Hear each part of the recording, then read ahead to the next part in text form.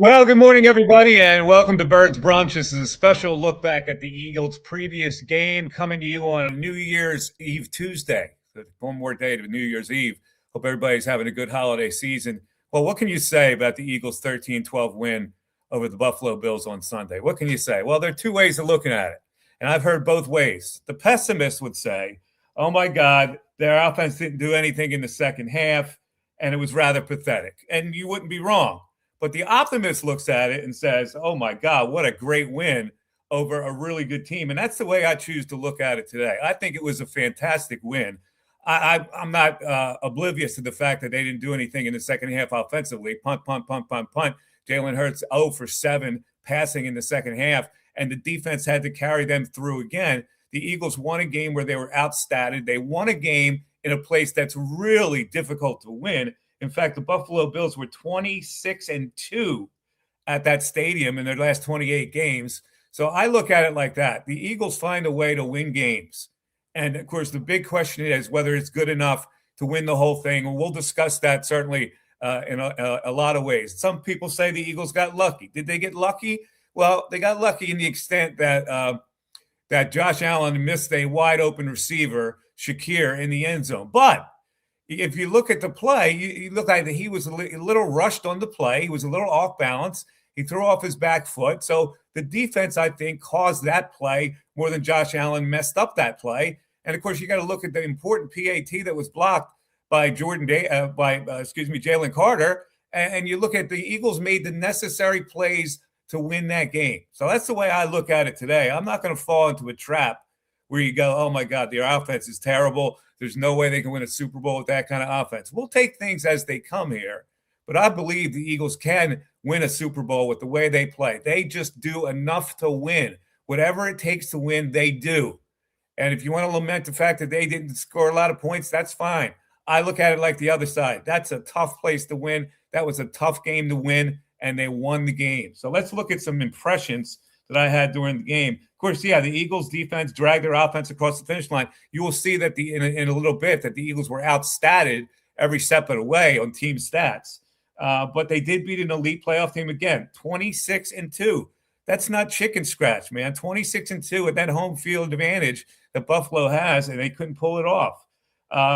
Hurts was mediocre. Yes, he didn't complete a pass in the second half, 0 for 7. But the stalwarts on defense were immense.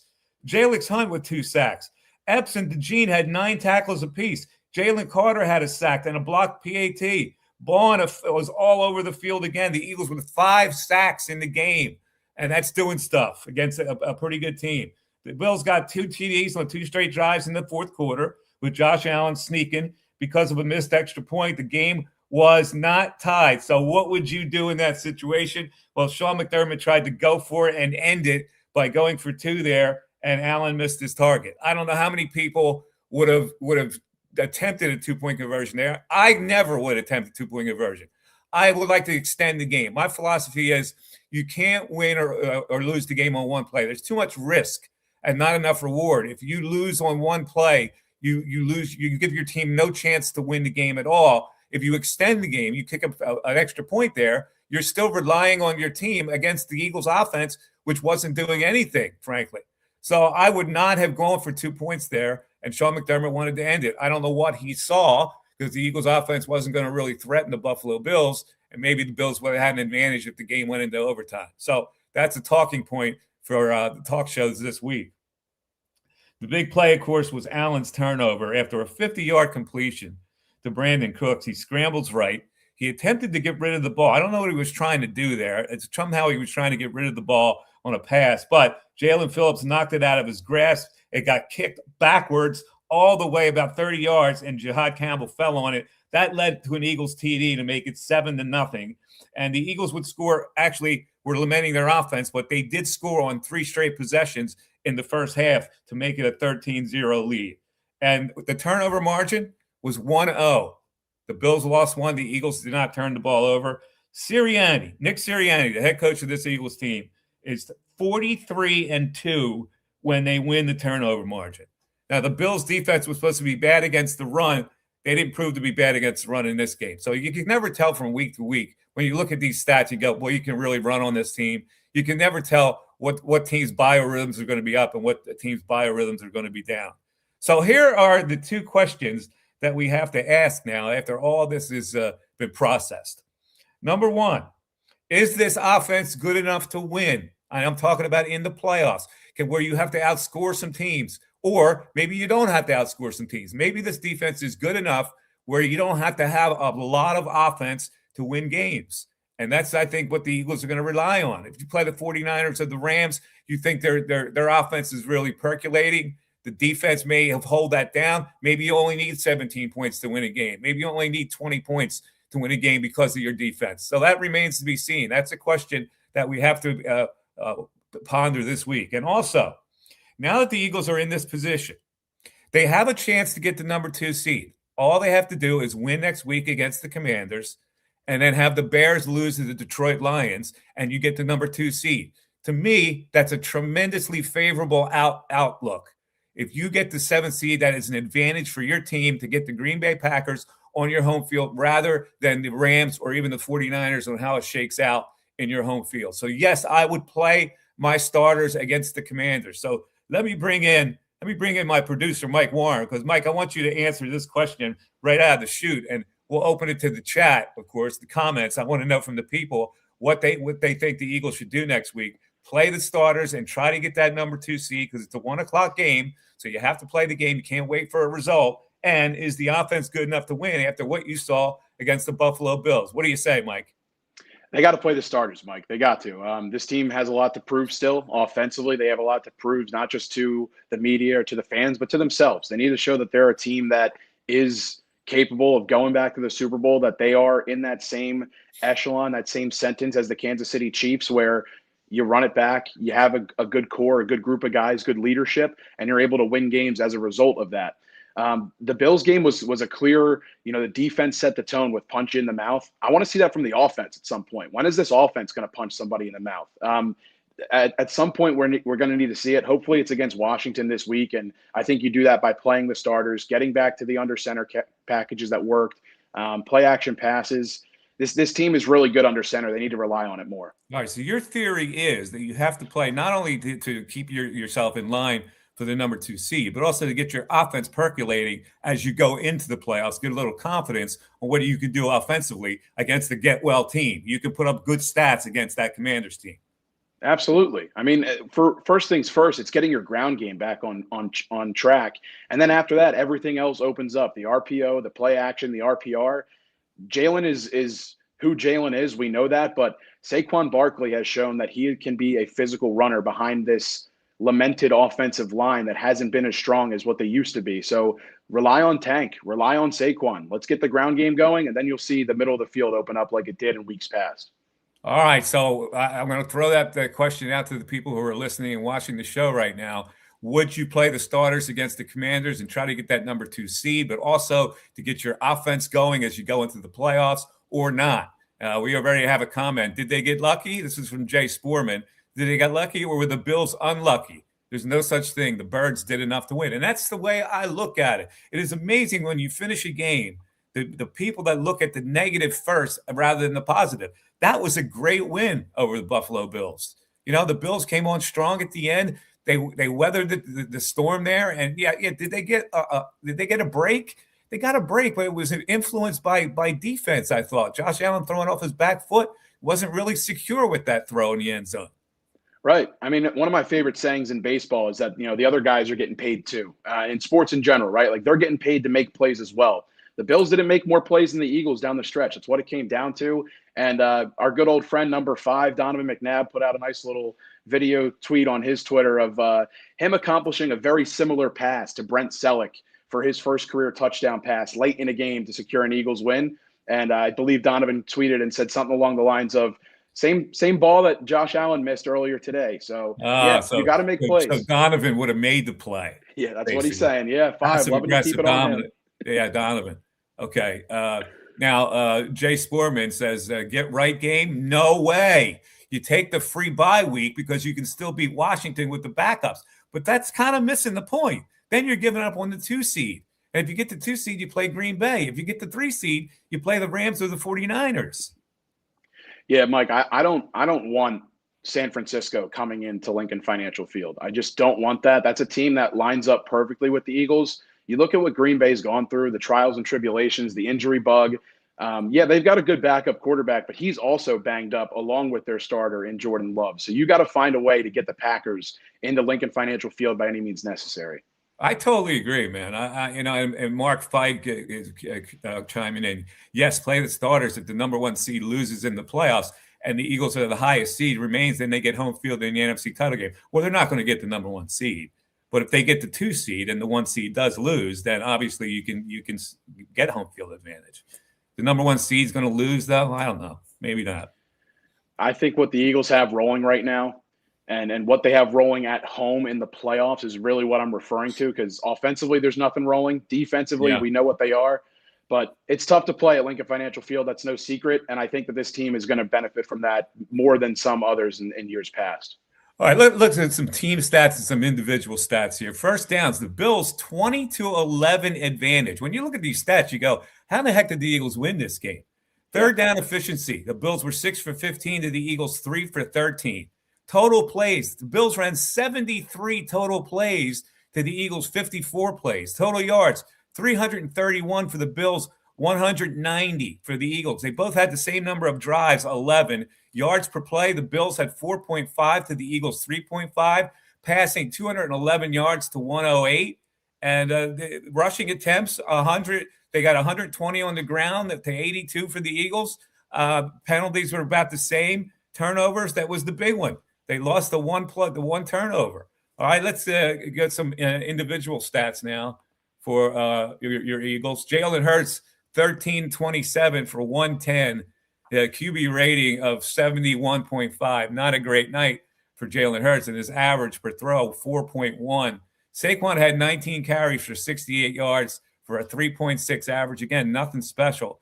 A.J. Brown got 7 targets. He caught 5 balls for 68 yards. Devontae Smith, who missed a big pass in this game that we'll go over on our play-by-play, 2 catches for 25 yards with 5 targets. He had a long of 14. A.J. with a long of 27. Meanwhile, Josh Allen, 23-35 for 262, 7.5 average per play. Buffalo rushing, James Cook got 20 carries for 74 yards. They pretty much held him in check, 3.7 average.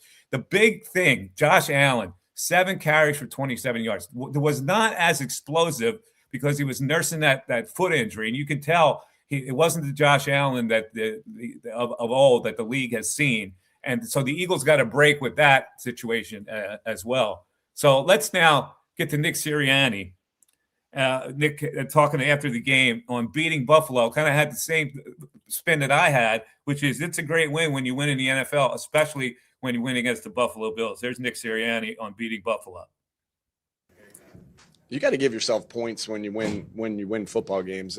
There's always things to clean up when you come out of a football game, but if you come out of a football game where you win on the road again in a hostile environment, man, they got really good fans against a really good football team that's had the sustained success that we have. Like if you come out of this and you're just thinking about all the negative things that happen, that makes for a miserable existence. We'll get there. We'll get to what we need to clean up, and really good first half by the offense, not a great second half, and a lot of different reasons why.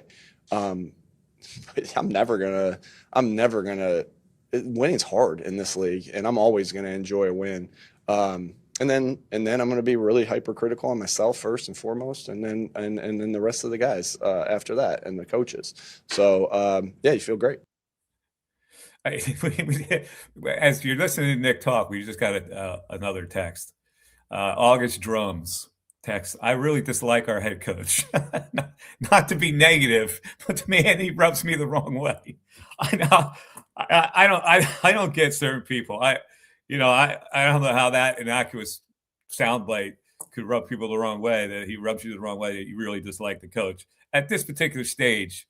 The man's getting the job done. I wasn't a big fan when they hired him either, but I mean, his record speaks for itself. So whether it's dislike or not, I'm on my heels going, hey, what they're doing is fine. Let's hear a little more from Nick on the offensive struggles in the second half versus Buffalo. I think it's multiple things. You know, obviously this has happened to us before, you know, this season. You know, we have to do a better job of helping them be in positions to succeed. I got to help. I put it on myself. I got to help, you know, with some things there, with some things that I know we want to get called. You know, Kevin did a good job in that first half, but I got to help in that second half a little bit, getting some things that we want to get called there. And then, you know, in execution, it's everything, right? And so, obviously, I'm not going to get too much into it. I have some thoughts, you know, and we'll go back and look at it. But a lot of things that we can do differently and better there in the second half. All right, yeah, certainly a lot of things they can do differently in the second half. They're a fairly predictable offense, which is problematic, and we'll get to some really key stats about that in a second. But Jalen Carter, getting him back was monstrous. If you look at the stats, he only had, I think, 1 or 2 tackles, but his presence in there really lights up everybody else. It's very important to have him back in there. And he got that big mid up there to block that PAT. And they said after the game that they knew that kicker kicked it low. So he was right in that path. Smart. They're really well coached when it comes to things like that. Like Michael Clay, the special teams coach, does a really good job and getting in that path of where that trajectory, where that PAT was coming. Jalen Carter got right in there and snuffed it out. So here's Nick on Jalen Carter back for the Eagles and the defensive play that the Eagles got. Yeah, huge. He's a big time player. Just a big time player who makes big plays. I mean, you saw it, right? Big sack. We did a good job of getting after Josh Allen, who's I have the utmost respect for Josh Allen. He is a phenomenal player. Obviously, the league voted him MVP last year, so I'm stating the obvious. But you know, the pressure he was able to put on the blocked extra point was huge. I actually, as we went through some of the highlights afterwards, I forgot to mention it, and like that was a huge play because then they're kicking a field goal or an extra point to win the game at the end instead of going for 2 to try to win. And so, yeah, huge to have him back. You know, he did a great job of taking care of himself and getting himself ready to go, and it's huge to have him back and involved in that defense. Yeah, the Eagles, see, the Eagles made enough plays to win a game. We overlook the key plays that the team can make a lot of the times that, you know, we just take for granted. But that was a monster play. It was a monster play when they got the turnover, and it was a monster play at the end of the game when they were going for 2 when they pressured the quarterback into maybe getting the ball, releasing the ball a little early. So I give the Eagles total credit in this game. I'm not going to go down the path of negativity where their offense is struggling, and we try to project that, okay, their offense is struggling. That means they have no chance in the playoffs. They have a chance against if they could beat the Buffalo Bills in that kind of an atmosphere, in that kind of a stadium with those kind of fans, in that kind of a game, they can beat anybody. Really, I mean, you're going on the road. So even if they go on the road for an NFC title game, are we going to say they can't win a game? Their defense travels. So I'm good with all that. All right, the quarterback, Jalen Hurts, we didn't have much influence on this game at all. Here's Jalen's initial thoughts on them beating the Buffalo Bills. It's a big-time win. A competitive game, hell of a performance by the defense and how they played and how they were able to find a way to gut that out and make plays when we needed it the most. It's a really good opponent over there. Tons of respect for him, but I just think for us to come out here and play with good mentality overall, yeah. Obviously having having clinched and having the opportunity to go play in the tournament, having that already sealed, this game wasn't about anything more than just going out here and playing and playing with mentality. So glad to find a win. They play with mentality. I have to laugh every time I hear him, not because he's funny, but because he's so stoic. It's amazing that everything that he says is so stoic, including like trying to describe the offensive differences from the first half to the second half. Here's the quarterback who went 0 for 7 in the second half, where they went punt, punt, punt, punt, punt. In all their drives. Here's what he had to say about the differences in the first half to the second half. We got into a good rhythm and good groove. We're able to move the ball down the field in the first half and in the second half, a lot of things that I have to watch the tape on to be able to pinpoint. Obviously, maintaining aggression is one thing, and maintaining rhythmic ball play, then just going out there and executing ultimately. So you always look yourselves in the mirror with that. All right, there he is. And finally, if you're watching this game on the sidelines, you're a member of the Philadelphia Eagles. You got your heart in your throat here as the Buffalo Bills decide to go for a 2-point conversion to win the game right there instead of tying the game and sending it into overtime. Here was his reaction on the final play of the game. I mean, it's not in our control. It's not in our control. I think reflecting on that is just a matter of how we can improve, right or wrong, regardless of the outcome. And so, obviously, I got a ton of trust in us as a team. I got a ton of trust in us as a unit to continue to grow forward and build and improve. Today was a game where it ended the way it went the way it went and flowed the way it flowed, and defense played a hell of a game. They played as a true unit and were able to go out there and play and click. Well, it's amazing the emotion that you saw on the Eagles sidelines after that pass was incomplete. I mean, that was like whoosh, one of those deals where you breathe a sigh of relief that you finally survived and you won that game. Jay Sportman says, "What the heck is Jalen talking about?" But sometimes it's hard to decipher what he's talking about, but you just got to pay attention to the Zen message that's coming from him.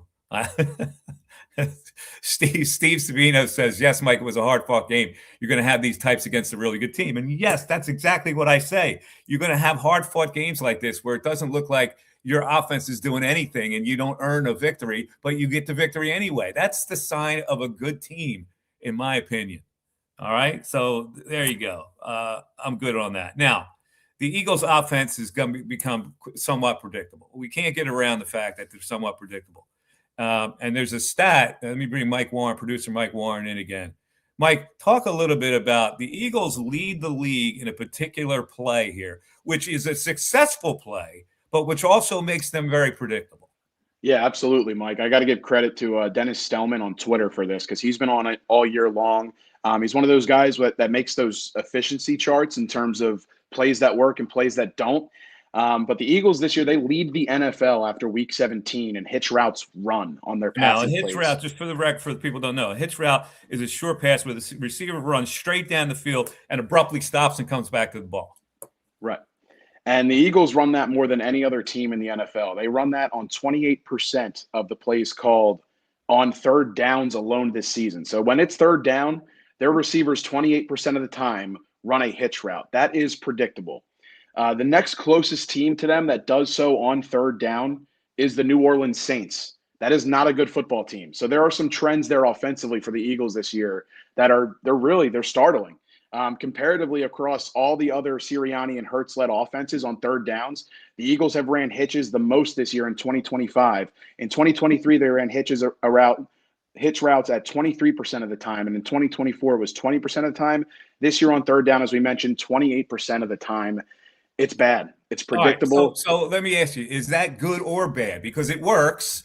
They get the hitch route completion, which is a short pass. They're conservative offense where they're not asking Jalen to do too much. That's a hitch route, an easily completable play. And off of that, you can run a hitch and go, which we haven't seen very much of. But maybe they're setting up the hitch passes for the hitch and go to get the big explosive play for the playoffs. I like to think that way as well. I've also kind of viewed this offense all season long as one that has been afraid to put things on tape before the playoffs. We saw this in 2023, but the defense just stayed on the field way too long, and there was no complementary football. And that's the big difference between this team and 2 years ago. Offensively, I mean, you got to do things to get your guys over the middle of the field. Dallas Goedert across the middle of the field has been the most efficient tight end in football this year. We all know what A.J. Brown and Devontae Smith can do. You just got to start dialing it up and calling it and stop being afraid of what could happen if it goes wrong versus what does happen when it goes right. You watch all these other teams run these elaborate crossing routes, and you don't see the Eagles run the elaborate crossing routes. And I don't understand why. There was a point this year, Mike, where the Los Angeles Rams, when they had the best offense in football, Puka Nacua and Devontae Adams led the league in routes crossing over the middle of the football field. The Eagles were in dead last in that at that point of the season. I believe it was around week 10. Nothing has changed in 7 weeks. So See, something this is needs the to change for the limitations of the playoffs. quarterback. It's the limitations of the quarterback. They're afraid to have him throw in the middle of the field with those timing routes across the field, and the safe play is the hitch route. Absolutely, it is. But as a result to that, when a defense knows you're trying to keep it safe, then they crowd the box, and then those safeties get to be a little bit more downhill and a little bit more aggressive. And you see a lot of catch and go down versus catch and make a play with the ball afterwards. And then the Buffalo Bills were stacking the box all game. Yeah. Yeah, and when we don't pose the threat consistently with play action, even if you're going to run the ball. And there was a quote from Kevin Patullo that says, when you're building the run game, you stay committed to the run. You don't necessarily audible out of most of them, but all season long, the trend has been the same. The Eagles lead the league in getting to the line of scrimmage with 2 or 3 seconds on the clock. That gives your quarterback no time to adjust. You need to give Jalen more time to be able to do his job and dissect the defense pre-snap. And I think you'll see more results on the ground and in the play action game because of that. But until you get the play call in quicker, you're not going to see the execution of and how good Jalen actually is at seeing the field. The first year without Jason Kelsey, he was on ESPN every year saying, look at Jalen picking up blitzes. He hasn't been able to pick up blitzes since then because he gets to the line of scrimmage with 4 seconds, 3 seconds. So that needs to change. So let's get back to our original question. The way this offense is right now. See, I look at it like I think this defense can win games. I think this defense can beat high-quality opponents. The way the offense is now, do you sense that they could beat a high-quality opponent when they need to in the playoffs?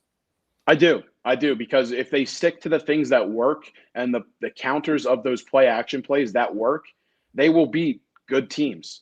But we haven't seen it consistently. They get away from the plays that produce the most yards and the most pop. So until they put together a game plan that outside of the first 15 is like, all right, this is the Eagles offense we remember, it's going to be tough for fans and for other people to believe that. But I firmly believe that they have all of that there.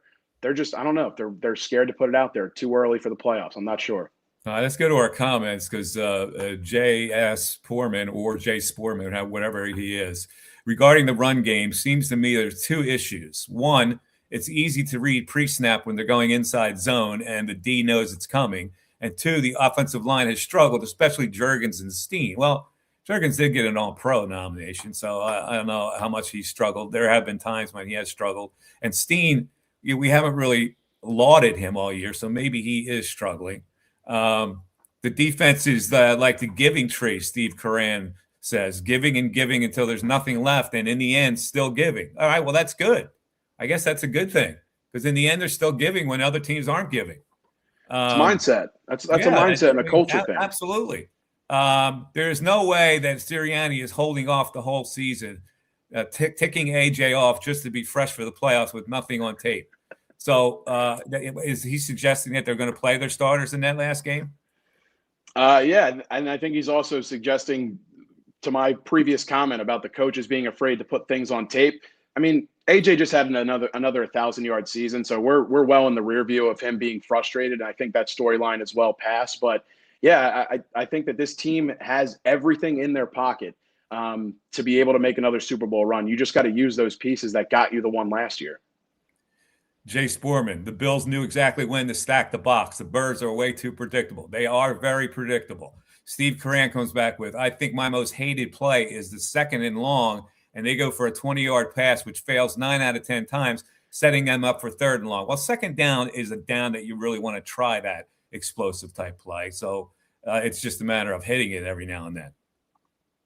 Yeah, definitely. And again, that play works if you're able to establish some bit of a run game on first. Like a lot of the time you see the 2nd down play is a play action play, especially if you pick up 6 to 8 yards on 1st down, you're toying with 2nd down because you have a few yards to pick up. But Eagles are playing a lot of behind the sticks football this year, down the stretch offensively especially. And yeah, I mean, it worked in 2018, but there were a lot of weird things that happened for Nick Foles in that offense when they converted 3rd and 9s and 3rd and 11s regularly in that Super Bowl run. This team is not that team. No, they're absolutely not. Okay, let's take our first break of the show. We'll come back and I'll go over my play-by-play where I chart every series that's played, and we'll find out how good the Eagles were and how bad they were in the second half. This is Birds Brunch with Mike Missinelli. We're back after this. Hi, it's Pete from Chicky and Pete's. Warm up this fall with an incredible seafood boil. Try the Uncle George with succulent snow crabs, tasty mussels, and shrimp. There's the Pete's Feast with 2 pounds of sweet succulent crab legs, a dozen shrimp, clams, and a pound of mussels. Or create your own boil. Add a lobster tail or a delicious Dungeness cluster. Include smoked sausage, corn, and potatoes, served in our tasty broth, made with white wine and our signature seasonings. A shellfish lover's dream at Chickies and Pete's. This is Tommy Green from the 1993 National League champion Phillies. Every champion needs a good game plan. BCWSA and I want to make sure you have a game plan when it comes to conserving our most precious resource, water.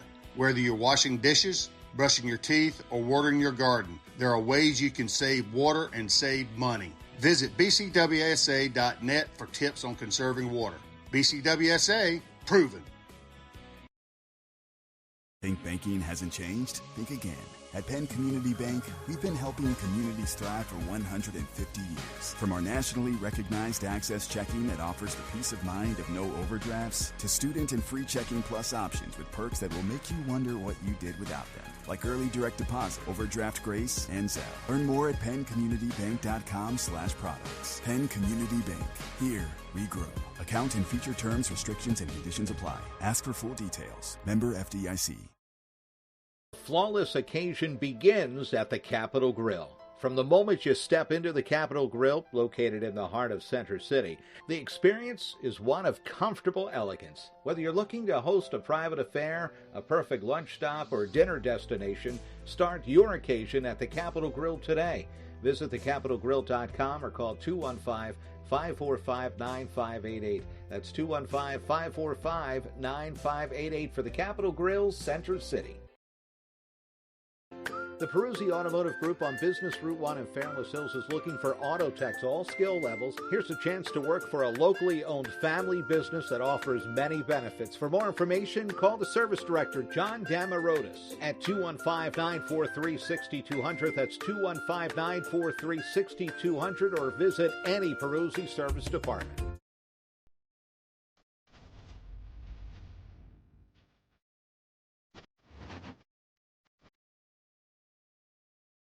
All righty, back on Birds Brunch with Mike Missinelli, our day after look at the Eagles game. In this case, it was a 2-day look. We had a lot to digest yesterday with the Eagles and the Bills, 13-12. The Eagles surviving the game basically because of their defense and also because Josh Allen missed a wide open receiver on a 2-point conversion, which would have won the game for Buffalo. When I look at that play, I go, he was rushed. So I think the Eagles made enough necessary plays to win that game. But let's go over our play-by-play from the first quarter on. And, of course, the Eagles' first possession, they got the ball first. It was a 3rd and 10. He hit A.J., but it was short, so they had to punt there. Buffalo Bills' first possession, Allen was sacked on a 3rd down and 4, but defensive holding gave them a first down, but they didn't do anything with that at that point because Jalix Hunt sacked Allen, so they had to punt there. The Eagles' second possession, they took over 13. Barkley did run for a first down on that series, but Bills' defense tightened up on the run defense, and they wound up punting there. And now here comes the big play. Bills' second possession. Allen hits the bomb to Brandon Cooks. Inside post, by the way, a little skinny post.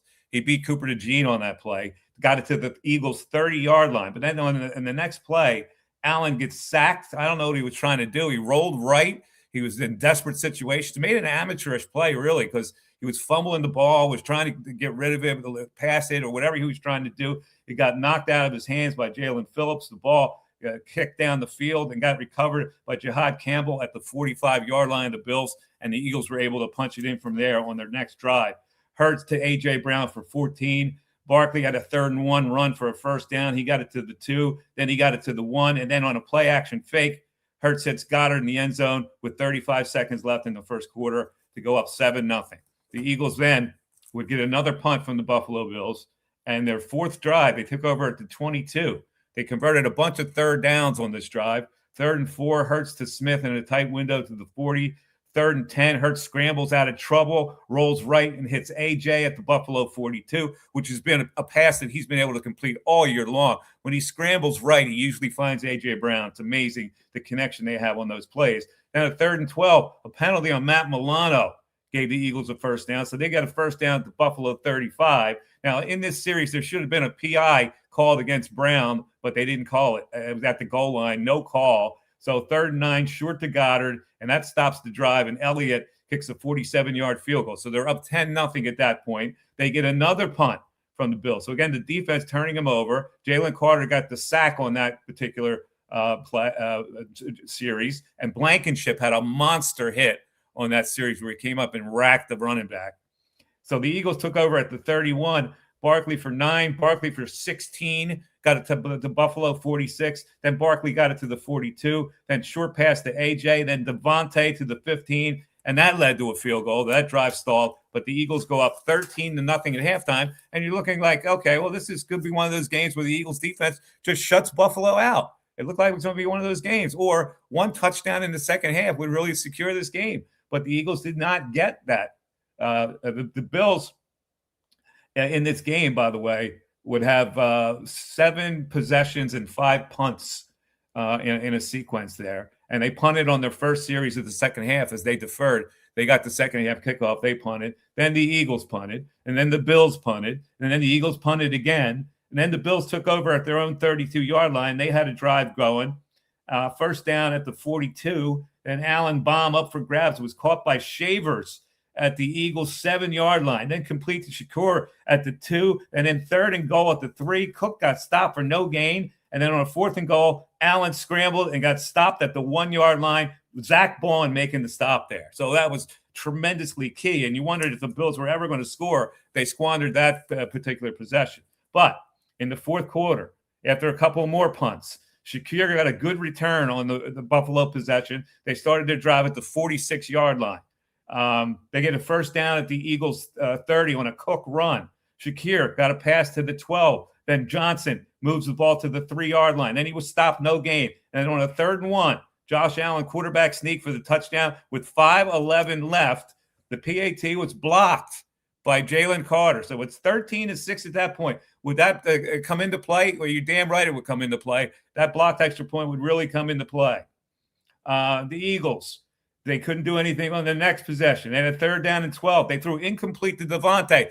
A lot of people looked at that play and said Devontae should have had that. But the Eagles at that point had 17 yards on 17 plays in the second half. And in the second half, the disparity was 140 for the Bills to 17 for the Eagles. So the offense was just inept in that second half. The Bills starting a drive now at their own 17 with 3:21 left. And I'm looking at them and I'm going, they don't seem to be in a hurry to do anything. I thought they were going to hurry up. They were still down a touchdown, and they were taking their sweet old time to get in there. And on a 4th and 10, monster play, a hook and lateral play for a first down to the Eagle 47. Key, 4th and 10. What a call, the hook and ladder, where they get the reception and then the little flip. Remind me of Friday Night Lights play.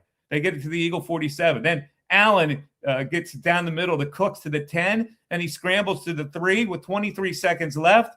And then he gets to tight end Knox. It looked like a touchdown at first, but they marked it at the 6-inch line. And then finally a 4th down at the half-yard line. There was a 10-second runoff to get it to 0-8. 8 seconds left in the game, and Allen sneaks in for the touchdown with the 5 seconds left. What do you do in that particular situation? Let me bring my producer in again. Mike Warren, I want you to come in here. You're Sean McDermott. All right? You got the touchdown. You need a point to tie. 2 points can win the game for you at home. You're the home team. What are you doing?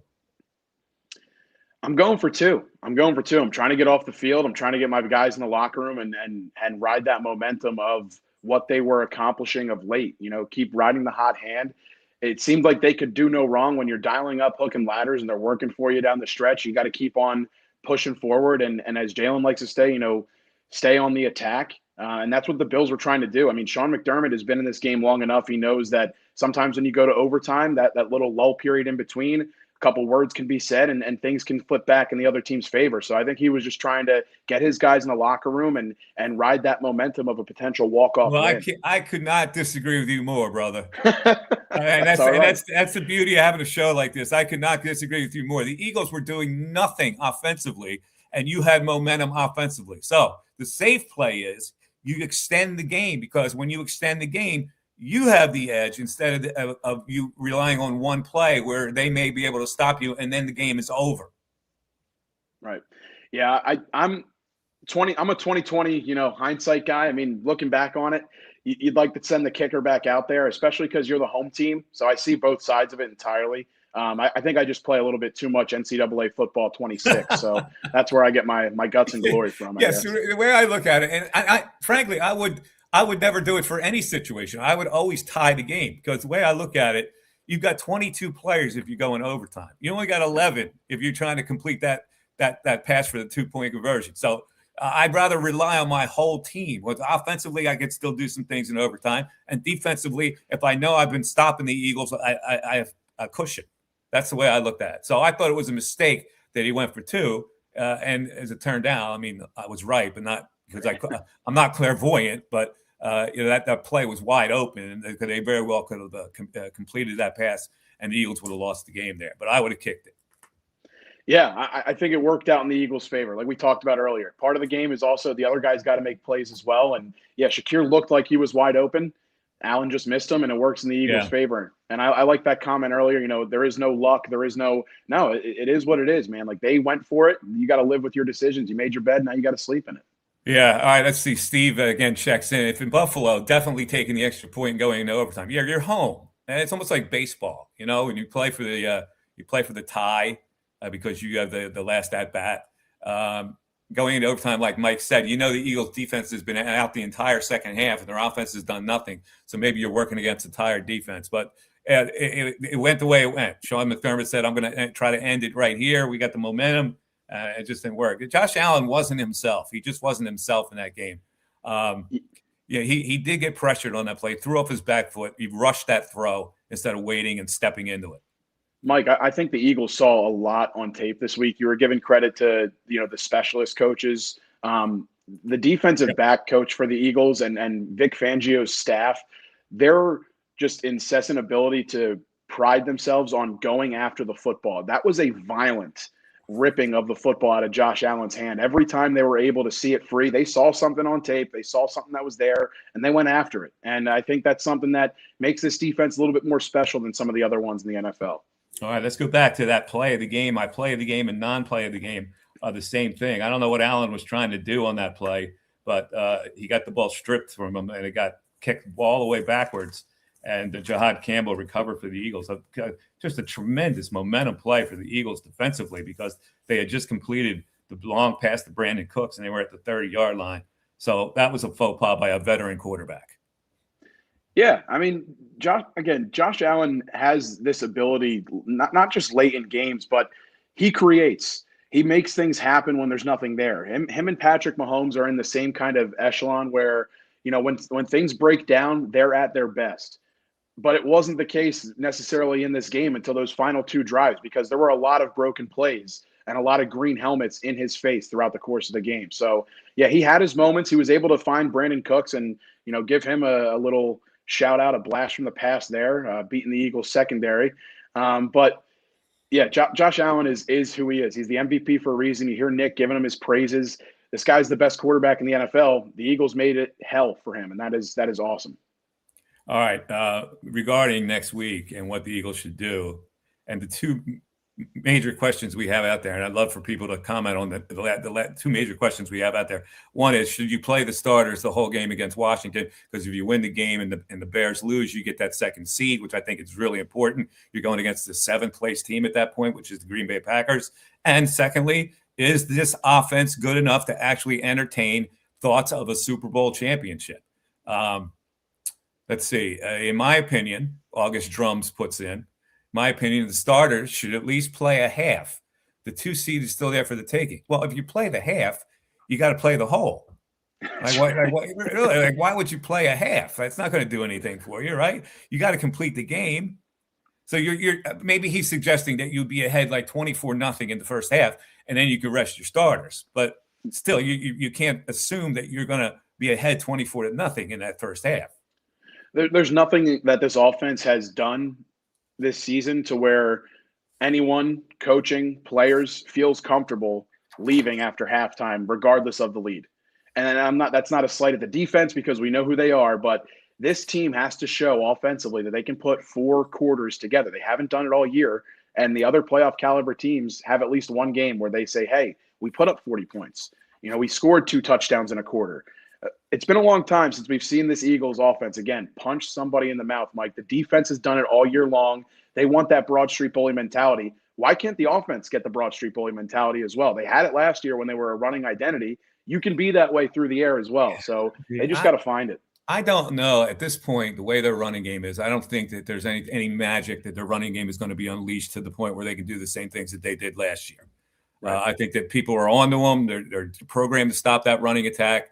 So, yeah, the offensive coordinator's got to counter, and he hasn't countered well enough yet, nor has Sirianni. So I don't know. I'm really reluctant to say that the Eagles can score enough points to beat a really good team. They're going to have to win a game 17-13 in the playoffs against a really good team, and we'll see if that happens. So let's look at our playoff picture right now. As we stand right now, the Rams losing last night really screwed a lot of people up and put more uncertainty into the whole thing. They lose to the Falcons, and they have the Arizona Cardinals next week, which they should win. But right now, the Seahawks are the number 1 seed. The Bears are the number 2 seed. Now, if the Bears lose to Detroit and the Eagles beat the Commanders, the Eagles would get the number 2 seed. Detroit right now is kind of thrown in the towel. They don't have anything to play for, so I wouldn't think Detroit beats the Bears. But stranger things have happened. Eagles are in the 3rd spot. The Bucs or Panthers, I mean, who cares at this point? It's the most exciting race to come down to of mediocrity, the Bucs and Panthers. If the Bucs win next week, they still have to hope the Saints beat the Falcons. It's a weird tiebreaker. The Bucs beat the Panthers straight up. You would think that they should, if the Panthers beat the Bucs straight up, the Panthers get the spot. If the Bucs beat the Panthers straight up, they still have to hope that the Saints beat the Falcons for them to get that spot. Right? Yeah. And the other thing too is, it's so funny, the parity with division races year in and year out. Give credit to the NFL schedule makers because they tried to do it across other conferences. You have the Eagles playing Washington 2 of the last 3 weeks of the season, Carolina and Tampa Bay facing each other 2 of the final weeks. This is exactly the same finish to the division during the Chip Kelly years with the Eagles when they went 10-6 and missed the playoffs. Yep. And Cam Newton won 6 games and snuck in. And This is exactly the same thing. It's going to be an exciting final week of football, but the Eagles have everything in their control. Go out and beat Washington and watch everybody else around you just kind of create chaos. You do. You go out and you beat a bad team. You hope that the Bears lose to Detroit. You get the 2. If not, you're into the 3 seed. The 49ers are 5th right now, and that could change because if they beat Seattle next week, they'll get the number 1 seed, and the Seahawks will slide down to 5, and the Rams look like they're locked in 6th spot, which means the Rams would come to Philadelphia in a revenge situation after they lost that game that they should have won, really, at Lincoln Financial Field earlier this season when the weather was really hot. So now they're going to have to come into Philadelphia and beat the Eagles in cold weather. Yeah, and the Packers are 7th. And then the Rams are still thinking about last year's playoff loss in the snow, too, right? They think that similar to the Saints when the Eagles won it the first time around, saying, well, if we just get to Lincoln Financial Field, we're beating the Eagles. Yeah, well, the Rams think that, it's a double revenge situation for the Rams. Right. And the Rams and the Niners are the 2 teams I don't want to see in the first round. Get the Packers here. Do whatever it takes. Control what you can control. Yeah, unfortunately, get Green Bay here. It probably is not going to end up like that. I know. It's not a perfect world. It's not going to end up like that. I know. All right, let's take a break. We'll come back. We got around the NFL. We'll go around the league and go into the important games that influence this playoff situation after this.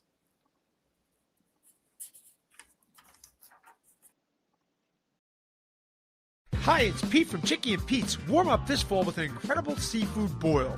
Try the Uncle George with succulent snow crabs, tasty mussels, and shrimp. There's the Pete's Feast with 2 pounds of sweet succulent crab legs, a dozen shrimp, clams, and a pound of mussels. Or create your own boil. Add a lobster tail or a delicious Dungeness cluster. Include smoked sausage, corn, and potatoes, served in our tasty broth, made with white wine and our signature seasonings. A shellfish lover's dream at Chickies and Pete's. Your day-to-day life is hectic between having to pick up the kids, make dinner, the countless other tasks that you got to get done. Rob's Automotive and Collision is there to make your life a whole lot easier. Make sure you take advantage of their spacious waiting rooms, the large flat-screen TVs, complimentary coffee and muffins, and free Wi-Fi. So even when you do have to stop, Rob's is there to make you feel right at home. Give Rob's a call today at 215-826-9200 for any of your auto repair needs. This is Tommy Green from the 1993 National League champion Phillies. Every champion needs a good game plan. BCWSA and I want to make sure you have a game plan when it comes to conserving our most precious resource, water. Whether you're washing dishes, brushing your teeth, or watering your garden, there are ways you can save water and save money. Visit bcwsa.net for tips on conserving water. BCWSA, proven. Think banking hasn't changed? Think again. At Penn Community Bank, we've been helping communities thrive for 150 years. From our nationally recognized Access Checking that offers the peace of mind of no overdrafts, to student and free checking plus options with perks that will make you wonder what you did without them, like early direct deposit, overdraft grace, and Zelle. Learn more at penncommunitybank.com/products. Penn Community Bank. Here we grow. Account and feature terms, restrictions, and conditions apply. Ask for full details. Member FDIC. The Peruzzi Automotive Group on Business Route 1 in Fairless Hills is looking for auto techs, all skill levels. Here's a chance to work for a locally owned family business that offers many benefits. For more information, call the service director, John Damarotis, at 215-943-6200. That's 215-943-6200, or visit any Peruzzi service department.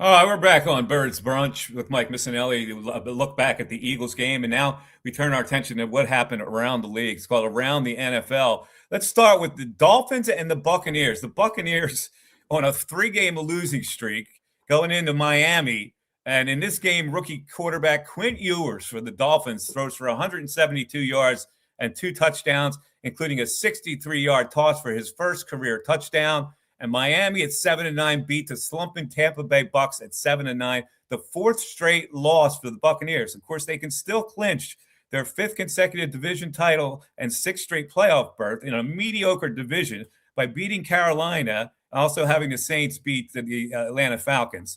Tampa Bay has looked like a paltry team down the stretch here. 4 straight losses have all been by 1 possession. But here is Quint Ewers, who was that held the job at Texas before Arch Manning got down there and was subject of a monster NIL contract as he left Ohio State for Texas, now playing backup to Tua, but now has the starting job. Here's his 63-yard touchdown, the Weiss. Ewers throws on 3rd and 8, and is caught and will be taken all the way by Theo Weiss Jr., 63 yards. All right, there you go. Seahawks and Panthers. Zach Charbonnet ran for 110 yards, 2 touchdowns, and Seattle turned 2 third-quarter Carolina turnovers into touchdowns. They beat the Panthers. The Panthers, with a win, would clinch that playoff spot. Instead, they got hammered. Sam Darnold threw an interception in the end zone, but he did finish with 18 for 27 for 147 yards with a touchdown for the Seahawks. The Seahawks can wrap up the NFC West title and the top seed if the San Francisco 49ers and Los Angeles Rams both lose or tie. Of course, that did not happen. So the Seahawks have to win against the 49ers next week. If they beat them, they get the number 1 spot. Jackson Smith, the Jigba, added 9 catches for 72 yards.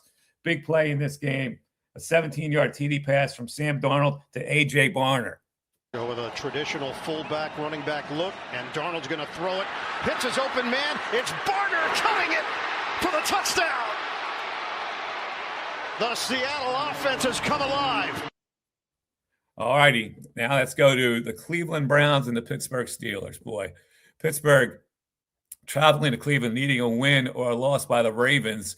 That didn't happen either. The Steelers lose to Cleveland and the Ravens win. So the Steelers will host the Ravens to close the regular season with the winner getting the division and the AF's fourth seed in the playoffs. A lot of big games. The Browns, meanwhile, snap a 4-game losing streak as Shedeur Sanders throws for 186 yards and a touchdown. And I think we have his touchdown. We have his touchdown pass. Yes, 23-yard pass from Shedeur Sanders to that tight end, that monster rookie tight end, Harold Fannin Jr. Here's a 2nd and 8. This pass to Fannin. He caught it, and he rolls in untouched. Harold Fannin Jr. with his 71st catch of the year. All right, this game was not over, though. Pittsburgh gets the ball down with Aaron Rodgers. And Aaron Rodgers, just like Josh Allen, has a chance to forge a tie or a victory for the Steelers. And here is his final throw of the game. 3 on the play clock. Rodgers out of the gun, looking to the end zone, and it is incomplete. Incomplete and no flag. The Browns have pulled off the upset.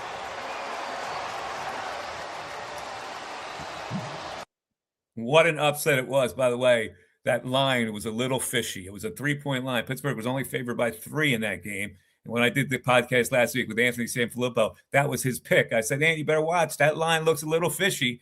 And sure enough, the Browns win. Finally, Brock Purdy and the San Francisco offense did everything they could in this game. Purdy threw a 38-yard touchdown pass to Juwan Jennings with 2:15 left. The 49ers forced an incomplete pass on the final play from the 2-yard line to beat Chicago Bears 42-38. I'm telling you, these games came down to the wire last weekend. It sets up a Week 18 showdown for the top seed in the NFC. Caleb Williams drove the Bears down the field in the closing seconds, had one last shot for the win, but Bryce Huff forced him out of the pocket, and his short hop throw to Jahadi Walker in the end zone did not result in the completion, and it sealed a 6th straight victory for the 49ers. Here's an unbelievable play from Brock Purdy, a crazy scramble TD pass as the Niners won this game, and the pass going to Kyle Juszczyk. Had to go quick with the play clock running down. He did. It's a boot. Purdy pulling back, stepping forward, throwing on the run, touchdown! What a play, Purdy! Juszczyk on the business end. You deserve to dance. Yeah, pretty amazing play by Brock Purdy there. He's playing really good football. So again, the Eagles in a situation where they're going to play either the Rams or the 49ers in the playoffs.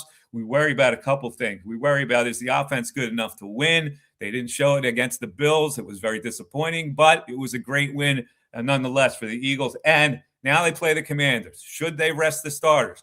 The peril is that you get somebody injured in a game that you really don't need. You have a 3rd seed locked in. To win the game, you're trying to get a 2nd seed. Is that being too greedy? The balancing act to keep people healthy versus the winning the game to get the number 2 seed. That's something that's going to be discussed all week long.